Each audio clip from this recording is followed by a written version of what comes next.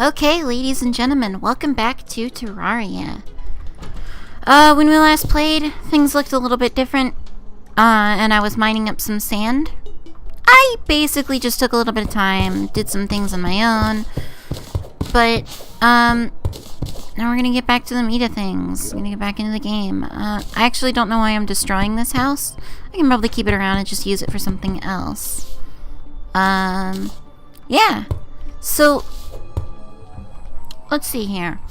All I did off screen was I moved everything from crafting up here to down here. That way, when we have, also I should place these torches. Basically this way, when we want to craft stuff, we can open the inventory full of the crafting materials that we need it for. Or we need for it.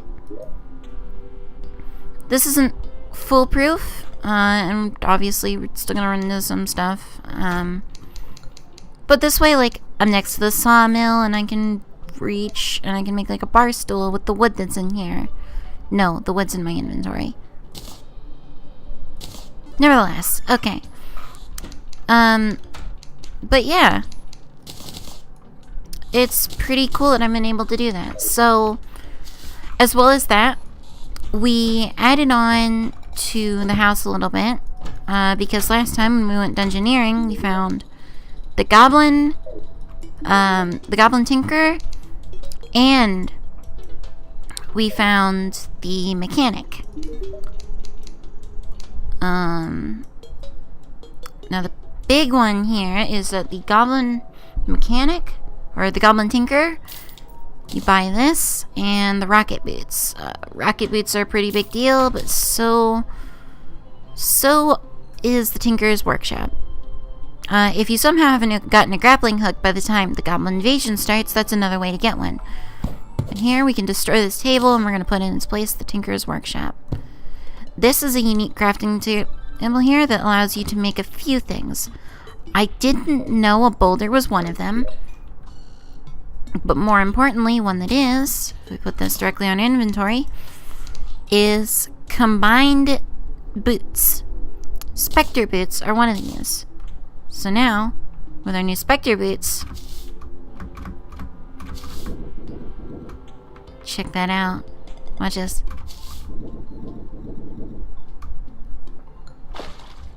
Yeah. So we now officially have flight. And it takes up the same slot that our normal movement does. So that's actually pretty awesome. So good expense of like 5 gold there. Other things though that this is useful for include, let's actually go down and grab, oh, I forgot, we also have the we have this guy. We have 3 NPCs from one instance of the game. So the tailor is an NPC that shows up after you have had, or after you defeated Skeletron. He's the cursed old man that guarded Skeletron, basically. But if we were to go into, I'm gonna just put all my trinkets and usable items here. We're just gonna take all my stuff that is a trinket. I'm gonna pull this stuff out, so hopefully we can see if there are any combinations we can do. If not, that's fine, but if so, then hey, cool, we got extra stuff we can make. I think the one example is there's a red balloon that you can take like the cloud in a bottle and combine it with that, or the blizzard in a bottle and get the cloud or blizzard in a balloon, and that provides higher jump and double jumps in one item. It's pretty useful. We're gonna equip our stuff again.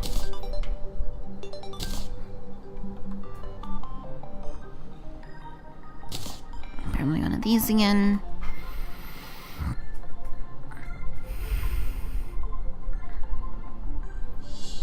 I guess we'll re-equip the aglet. Huh. Kind of amusing. Okay. Oh, snap. It's the blood moon. So I think I talked before about a scrapped recording in which the blood moon happened. In this case, we're just gonna get to downright experience this ourselves. So, once again, welcome to the blood moon for the first time. Once again. So, basically what's going on here is at random nights we'll have a chance to have a blood moon. And essentially that means that you're gonna get a ton more enemy spawns than normal. Like, I wouldn't be surprised if I get a second banner spawning or being obtained.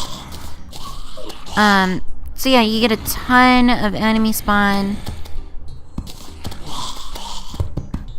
Now, the goal here is hopefully I can go ahead and block off the door. At least the outside facing doors here. Oh, I forgot that was a thing.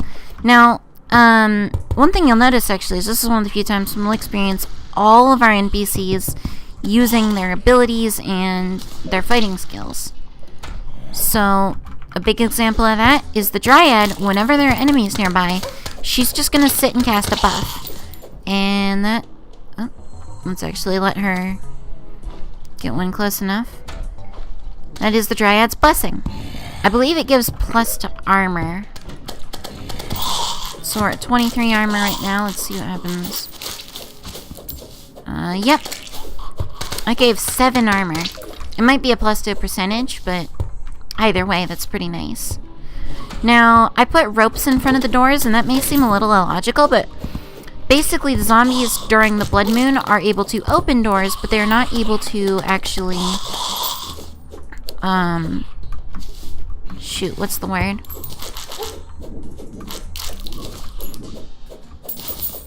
I apologize. I am not good. They're not able to break them down, and the game does not let you open a door if you inward if there's a block blocking it. You can't open a door in either direction. However, the fun thing is we can still open these from outside, because if you're facing the other way, the door opens that way. It's an amusing bug, but it works. Now, during the blood moon, there are some enemies that are different from normal. We have blood zombies and dripplers, which are just essentially better versions of normal zombies and... what are they called? Demon eyes. That's what they're called, demon eyes. As well as that, though, there is a rare chance that we will get the groom, who is an NPC zombie that has a tuxedo and a top hat on, and he will drop his top hat guaranteedly. So that's something to keep an eye out for, because top hats are dapper as fuck. And as well as that, if we were to go to the jungle during this, which, not tonight, another blood moon maybe, the blood moon has the rare enemy, Indiana Bones, I believe is his name. And he is an obvious Indiana Jones parody and drops a rather nice looking, proper Indiana Jones fedora. Not a trilby. Ugh. So, that's essentially like most of the mechanics of the blood moon. It's a nice time for mob farming and those sorts of things. You get a lot of money out of the blood moon because we're already almost up to 1 gold just from enemy killing. That's pretty dang nice. And as well as that, it's just a pretty neat event. Also, all water turns red, and I'm sure you can see that there's a bit of a red lighting effect to everything. It's not much of one, but it's pretty noticeable. And just some visual stuff to indicate that, yeah, this is the blood moon. Interesting fact. This used to be the music that played in Hell. It was also, and still is, I believe, the music that plays when you are around a meteor. So, currently, I believe the music in Hell is a little more hardcore now, which is fitting because I think, if anything, coming from playing Doom has taught me, it's that shooting demons is pretty dang hardcore.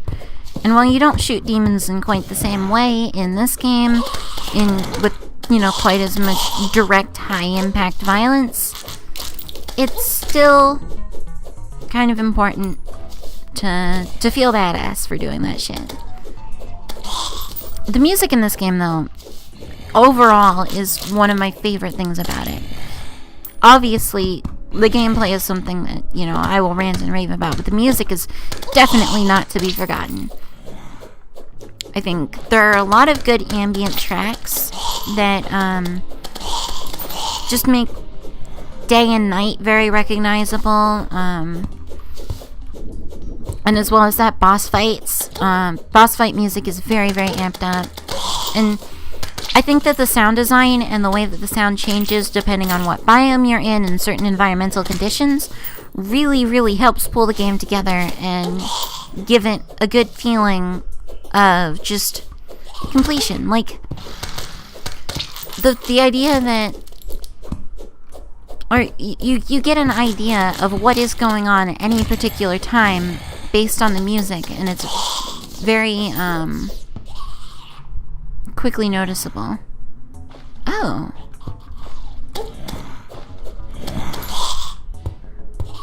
Whoa. One moment.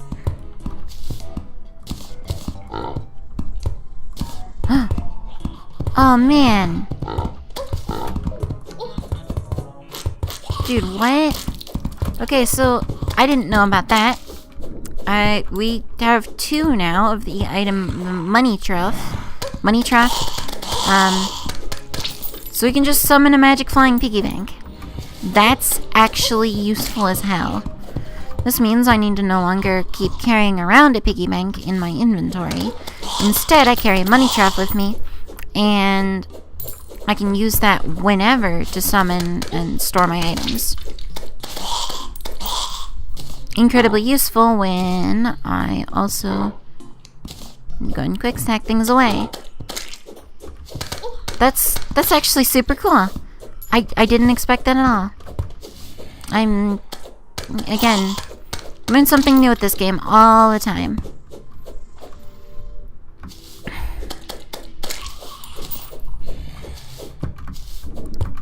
Yeah, I think this... Oh! The bride was not a character before. Huh. Oh, you get the wedding veil and the dress. Okay, that's pretty great.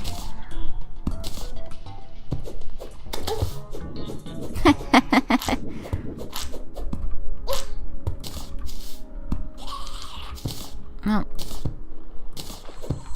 I'm aware of the dress, but I can't be bothered with the veil. What? This is pretty cool, actually. But yeah, the groom has not been in the game. Either that, or the chance of her spawning was so low that just multiple playthroughs have not led me to finding her at all. Now, I really enjoy that this event is like... Okay, no, she's not rare. She cannot be that rare and just have always been in the game. She's new.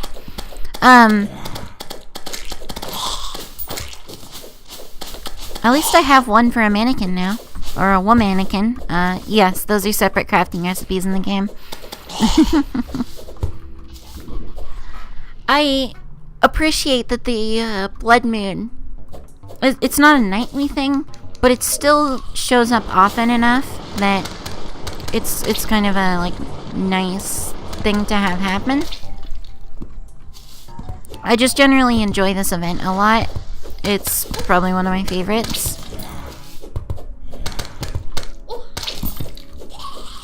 Also, interesting thing is, if you are low on mana, that is the only time that enemies will drop mana stars. So, basically, you don't get, like, the ground cluttered with pickups that you can't use. It's kind of just a simple, clever system. Just thought I'd bring attention to it. Also, we have water And I didn't think about another thing that means, which... If I... Yeah, that is a good idea. So, I'm thinking... we should look for the mysterious flying islands today. Because those are actually pretty cool. And I think that the flying island would be a... Ooh. Lucky shark tooth necklace. Increases armor penetration by 5. Hot damn.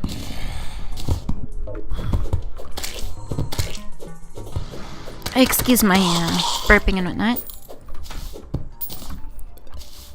See, there is a good example of where the in-game music really helps you identify environments. Because right away, you get this complete change in tone from the music. It just goes straight away from this dark theme to just a really happy, cheery theme. Now, what I'm going to do here is I am firing water bolts randomly off up into the air. And we're going to wait a few moments. We're going to maybe do some things. And if any of those come back to us, we will know that there's something that obstructed its path. Because water bolts bounce. And they just go for a limited number of bounces. So, in the meantime, I'm going to go ahead and quick stack and put things away. Let's see what I might be able to do. I'm going to summon the piggy bank. Quick stack that stuff away. We're going to loot everything from it. And put away our money once again. We're going to quick stack all the nearby chests. And then we're going to start putting away our potions. Again, I just got to be careful to pay attention for the actual event of a... I forget the word. Dang, the money trap is still... that's gonna be a problem. I think we're just gonna go ahead and replace this block on the bar with it. I don't use the umbrella much anymore, so I think I'm gonna put that away, which leaves another space on my bar. I think I put vanity items in here, so we can stick our wedding dresses and veils and those sorts of things away. I'm gonna go into the dye chest and let's... Oh, that's pretty nice. Shadow dye. I can work with that. I think that looks pretty good.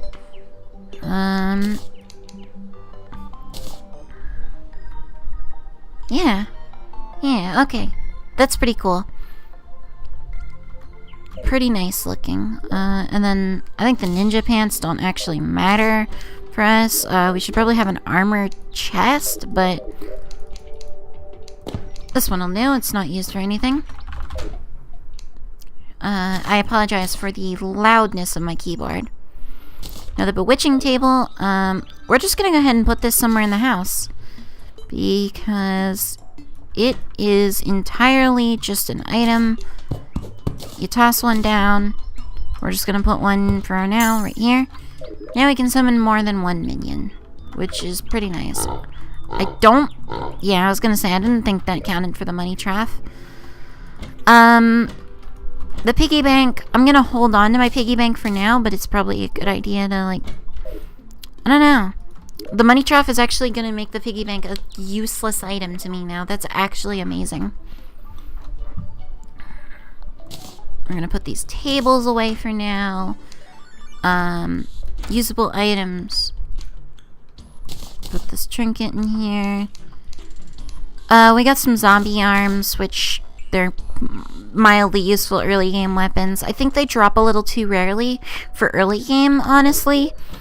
It just really seems that way to me, but I could be wrong. I don't know. Now, the shark tooth necklace. Armor penetration increased by 5 is really nice. What that means is, of course, that obviously enemies will take less damage and still just have like 100 health usually, or 200. Bosses are the biggest deal because bosses tend to have large amounts of armor or gain armor in different phases. So that may make a huge difference. Where's our explosives chest? I think we have one. There was something... Oh, yeah. So the water bolts haven't returned yet also, which indicates to me, unfortunately... Okay, we're just gonna put explosives and mechanics.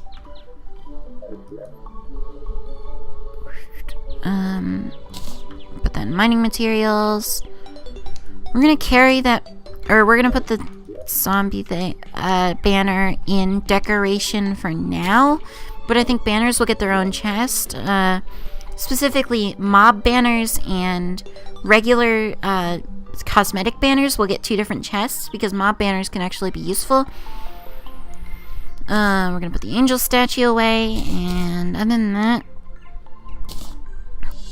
stack away our rope. Put away. I think otherwise we're pretty good for stuff right now. I think maybe just put the... I'm gonna put the water candle away for now as well. Okay, now... I think we'll do 1 round from the mob, the basic Eye of Cthulhu arena that I made, and see what we can get from that for hits on whatchamacallit, Mickey? Water bolt.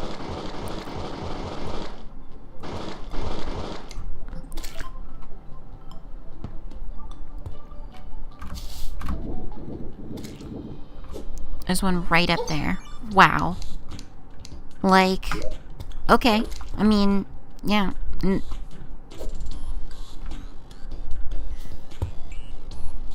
One second. We're gonna go down and we're gonna uncoil these ropes. Or just, I'm just gonna go grab more rope, because I don't actually know if you can uncoil your rope. Oh. Didn't mean to do that. Let me sort my inventory, and then mining materials, and let's restock on rope. And let's take a sand and put it in spare blocks. I expected to use sand to build something, or sandstone, but I just ended up not doing that.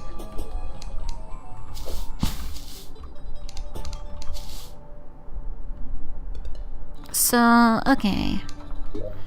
Up and up we go. We're gonna put that there.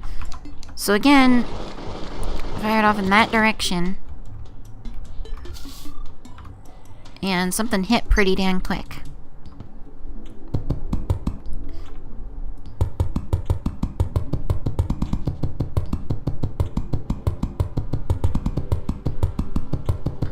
Oh.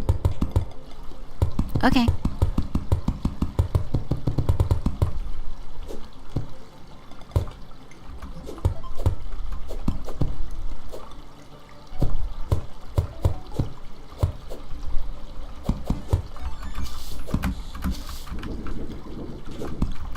Okay. That was incredibly fast. So first of all, these Skyward chests. Fun fact about them. They... Aw, snap, we got the lucky horseshoe already. Okay, we're gonna replace our compass with that. So these used to be a lot different. This whole entire thing, actually. We're not gonna take the Skyward chest for now. I think I may actually build upon this island. But I will take... I mean, it's just tungsten, though. It's useful, but... so these used to be stuffed to the brim. Absolutely crazy full of resources. Like, actually, it was ridiculous.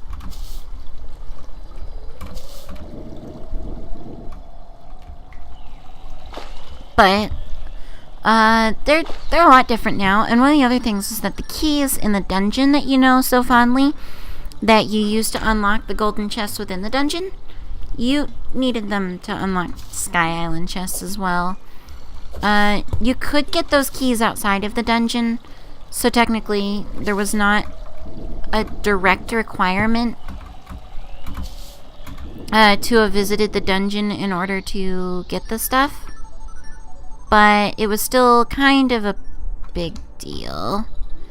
Also, I am really glad I had the timing that I did there, because man, that could have ended poorly. That could have been death number like 3 or 4. I'm gonna think 4. Now, we found a flying... wait! We have a horseshoe that negates fall damage. Why am I worrying? Oh my goodness. So I'm just gonna go off and I'm gonna see if I can find the meteorite. But if I can't, that's not a big deal to me, because I think we're honestly a lot more ready than we were before to fight the Brain of Cthulhu. Here's hoping. I could be entirely wrong, to be honest. But in any case, you know, I just want to explore the world to the left and see what I can find there. Because if I can find the meteorite, that's actually going to be quite handy. Oh, I'm doing mad damage now that I have the armor penetration. That was good choice.